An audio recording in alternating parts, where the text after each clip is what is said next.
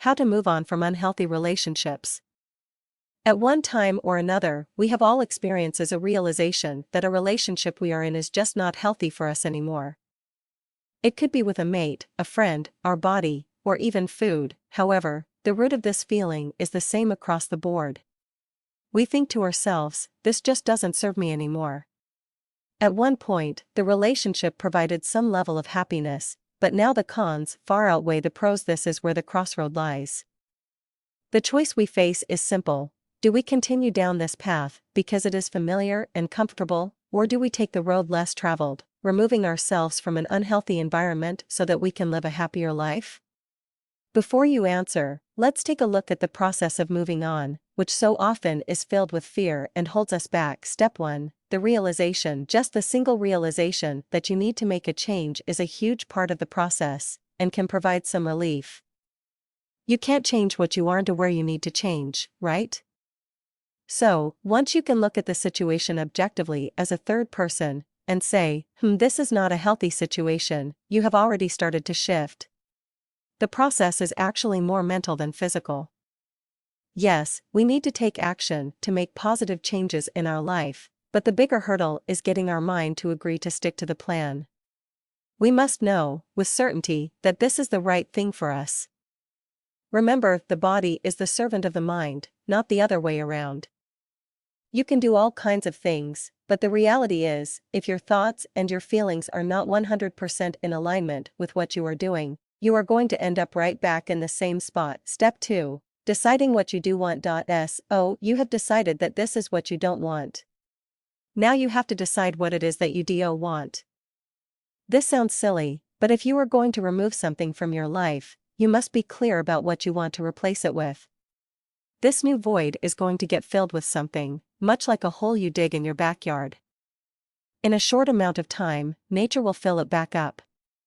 9 times out of 10, if you don't take the time to consciously choose what to replace it with, you risk ending up with another relationship that doesn't serve you any more than the first. This parallels the smoker that gives up smoking, but ends up overeating to compensate because they didn't stop and make a conscious decision of what positive action they would take when the urge kicks up. Take some alone time and really put thought into this.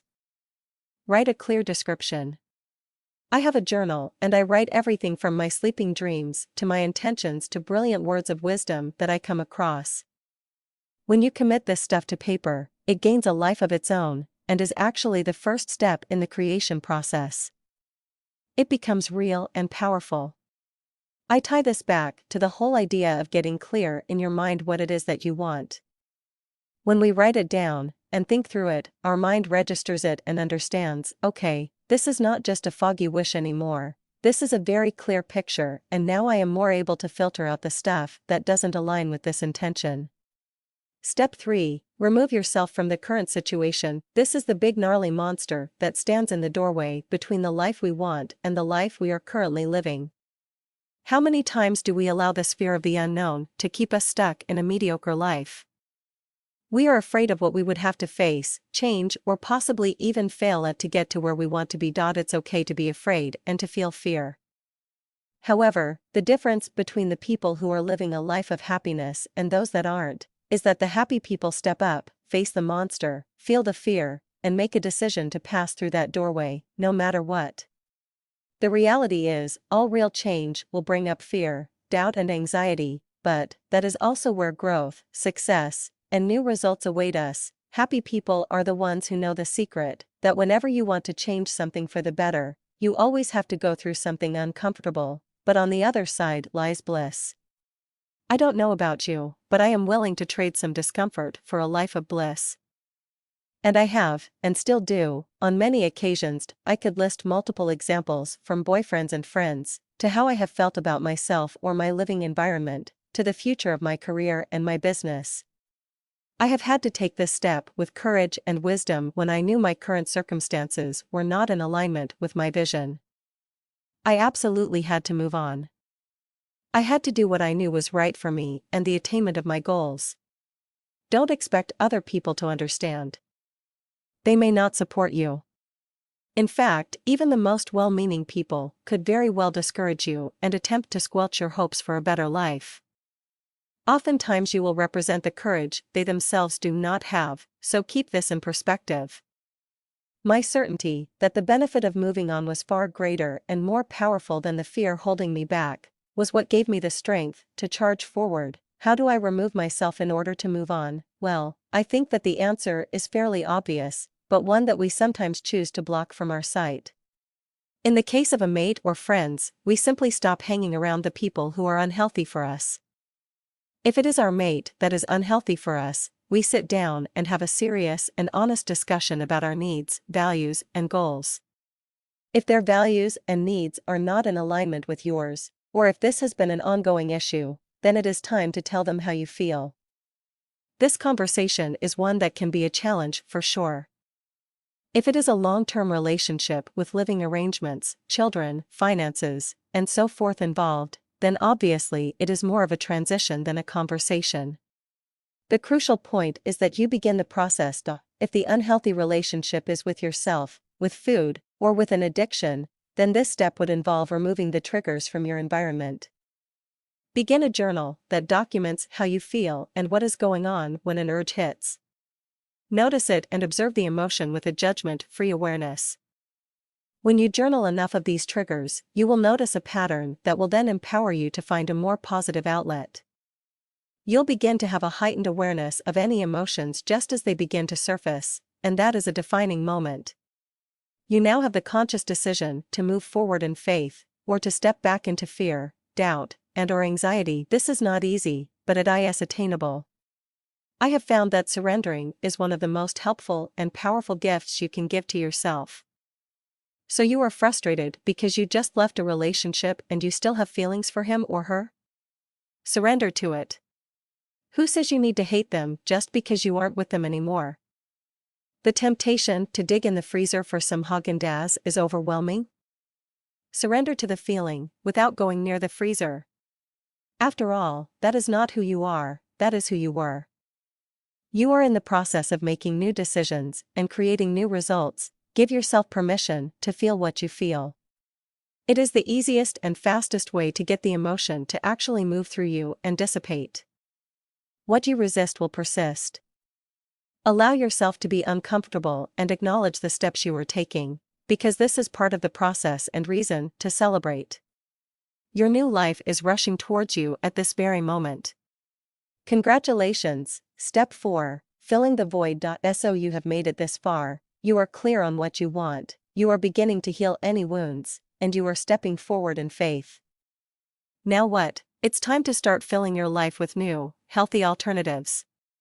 Refer back to the description you wrote above of what it is that you do want. What steps can you take now to begin putting that in place? Are there certain places you can start going in order to meet other people who want this as well? Groups you can join? This step is all about filling your environment with things that will help to reinforce this new vision that you have for yourself. You must do the things that you would do if this vision were already your reality right now. Go to those places. Meet those people. Act in that way. Think in that way. You must not only reinforce in your mind that this is what you have chosen, but you also to keep the doors open to allow it to flow into your life. Step 5. Taking some time to grieve. Okay, even if there is cause to celebrate, it's natural to feel a little sad when we make this kind of a big change. Our mind tends to revert to the good times in our memory and want it back. We want to fix our own pain and discomfort. We start to rationalize to the mind that, oh, it wasn't so bad, maybe I'm expecting too much. Sadness is a natural human emotion. We have it for a reason and we shouldn't stifle it. As mentioned above, it's important to feel it, so we can move through it. If we try to block it out, chances are it will return to wreak even more damage in later days and uglier ways. Choose a specific amount of time to just allow yourself to grieve. Tune into the emotions for a short period of time so that you can burn through them. This is also a great time for some self-examination. What can you learn from this relationship so that in the future, you make healthier choices? Let go of regret, guilt, shame. This is not a time to judge yourself. I learned a long time ago that every single experience in our lives is there to teach us something. So look at the situation objectively, from the third person again, and write out 5 or 10 reasons why this relationship has made you a stronger, better, and a savvier individual. What kind of lessons are you able to carry forward that you can actually thank the other person or situation for? Even in the most painful experiences, when we are willing, we can find blessings. This is why forgiveness is such a powerful practice. Once you can forgive yourself and release judgment, then you can find the beauty in the murk, so to speak. Then, and only then, can you face the situation and say thank you for giving me that experience. That is true power. Note, this step may not be applicable for every circumstance, but if you need to take time to heal, make sure to take that time. Step 6. Be grateful. At this point, if you are truly following the steps listed above, you are going to be seeing a dramatic shift in not only how you feel, but also what you are experiencing in your life. Most likely, you will feel light years different and better. If not, then go back and review steps 1 to 5 and ask yourself if you are really giving this everything you've got. Now is the time to reflect on your new experiences and to be grateful for them. If you want to make a list of all the things you are grateful for in your life now, all the better. The stronger the message you can send to your mind that you are loving this new life, the stronger you will make those connections, and the more you will bring similar experiences into your life. Now that you understand what is involved with moving on, you can make a conscious decision on whether or not you need to remove yourself from an unhealthy relationship. Avoidance can work for a little while, but sooner or later, unhappiness hits us upside the head like a ton of bricks. This is your life and you are in charge. It's time to start directing the show, isn't it?